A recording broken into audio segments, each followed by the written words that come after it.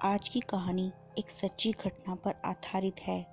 ये घटना पटना में रहने वाले रामलाल जी के साथ घटी वो खौफनाक सच्ची घटना है जिसे याद कर वो आज भी डर जाते हैं।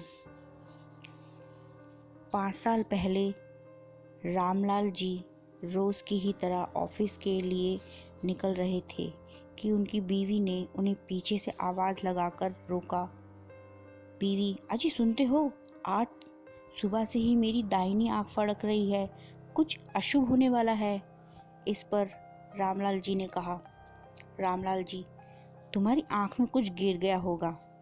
रामलाल जी कुछ कदम आगे बढ़े ही थे कि उनकी बीवी ने उन्हें फिर से आवाज़ लगाकर रोका। बीवी, आज अमावस है। आज अमावस की चुड़ैल रात के वक्त अपने शिकार की तलाश में घूमती है। तुम 10 बजने से पहले पहले घर लौट आना। रामलाल जी की बीवी काफ़ी घबराई हुई थी, लेकिन रामलाल जी अपनी बीवी की बात को सुन मुस्कुराते हुए अपने स्कूटर को स्टार्ट कर ऑफिस के लिए निकल गए।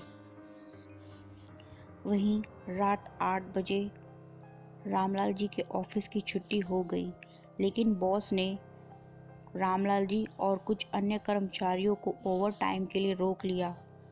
2 घंटे का ओवर टाइम कर जब रामलाल जी ऑफिस से निकले तो घड़ी में 10 बज रहे थे। अब रामलाल जी के घर से फ़ोन भी आने शुरू हो गए थे। रामलाल जी का फ़ोन अचानक ही 50 बैटरी पर भी स्विच ऑफ हो गया।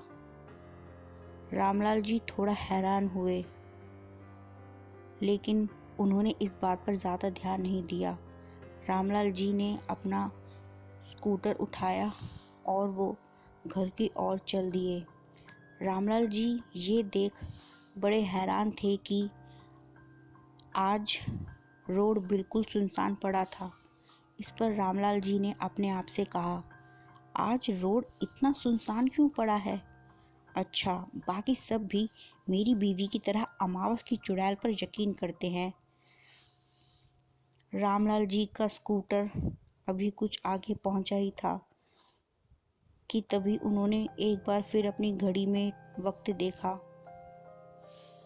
रामलाल जी ने अपने आप से कहा, घर पहुंचने में देर हो रही है, लगता है आज जंगल वाला छोटा रास्ता लेना पड़ेगा। रामलाल जी का स्कूटर जंगल वाले रास्ते पर पहुंचा कि तभी एक औरत ने इशारा कर रामलाल जी को उनका स्कूटर रोकने को कहा।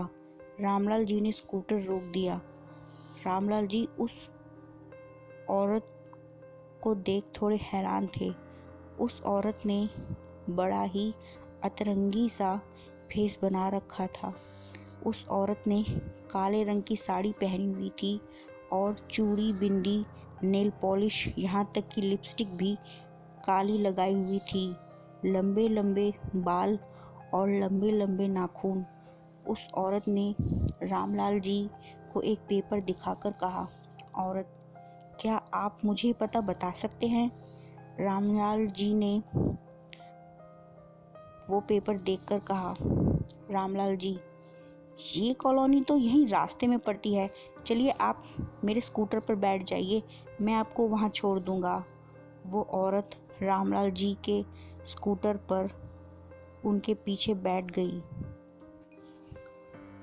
रामलाल जी ने उस औरत से पूछा कि वो रात के वक्त इस जंगल वाले सुनसान रास्ते पर कैसे पहुंची, पर वो औरत उनकी बातों का कोई जवाब नहीं दे रही थी। जैसे ही रामलाल जी ने स्कूटर के शीशे में से पीछे बैठी उस औरत का चेहरा देखा, वैसे ही उन्होंने झटके से स्कूटर रोक दिया और स्कूटर से उतरकर दूर जाकर खड़े हो गए और उस औरत से पूछा, रामलाल जी डरते हुए, तुम कौन हो? वो औरत जोरों से हंसने लगी और कहने लगी, मैं अमावस की चुड़ैल। ये कहते ही उसका चेहरा और भी भयानक हो गया और उसके लंबे लंबे नाखून और भी ज़्यादा लंबे हो गए। वो अमावस की चुड़ैल रामलाल जी की तरफ धीरे धीरे बढ़ने लगी। रामलाल जी अपनी जान बचाकर वहां से भागे और भागते भागते जंगल के अंदर पहुंच गए और एक घने पेड़ के नीचे जाकर खड़े हो गए। रामलाल जी चैन की सांस ले रहे थे कि उन्हें पेड़ के ऊपर से चूड़ियों की आवाज़ सुनाई दी। रामलाल जी ने पेड़ के ऊपर नज़र उठाकर देखा तो खौफ से उनकी आंखें फट गई। खौफनाक अमावस की चुड़ैल पेड़ पर ही बैठी थी। रामलाल जी वहां से भी भागे और अमावस की चुड़ैल भी रामलाल जी के पीछे भागी। चुड़ैल भागते हुए और भी ज़्यादा खूंखार लग रही थी। रामलाल जी को चुड़ैल से बचने का कोई तरीका नहीं सूझ रहा था। तभी रास्ते में उन्हें एक हनुमान जी का बड़ा ही पुराना मंदिर दिखा। रामलाल जी बिना वक्त गवाए मंदिर के अंदर पहुंच गए और हनुमान जी की मूर्ति के पीछे छुप गए। अमावस की चुड़ैल भी मंदिर के दरवाजे तक आ पहुंची और रामलाल जी को बाहर बुलाने लगी।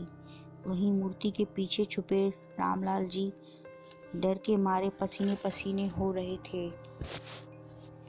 चुड़ैल खुद तो मंदिर के अंदर जा नहीं सकती थी, इसलिए लालच देकर वो रामलाल जी को मंदिर से बाहर बुलाने की कोशिश कर रही थी। अमावस की चुड़ैल, रामलाल मंदिर से बाहर आ जा, मैं तुझे ज़मीन में गड़ा खजाना दूंगी और तेरी 3 इच्छाएं भी पूरी करूंगी। तू बस एक बार इस मंदिर से बाहर आ जा। रामलाल जी तो डर के मारे कांप रहे थे और चुड़ैल के जाने का इंतज़ार कर रहे थे, लेकिन अमावस की चुड़ैल बड़ी ही खतरनाक होती है। एक बार वो जिसके पीछे पड़ जाए आसानी से उसका पीछा नहीं छोड़ती।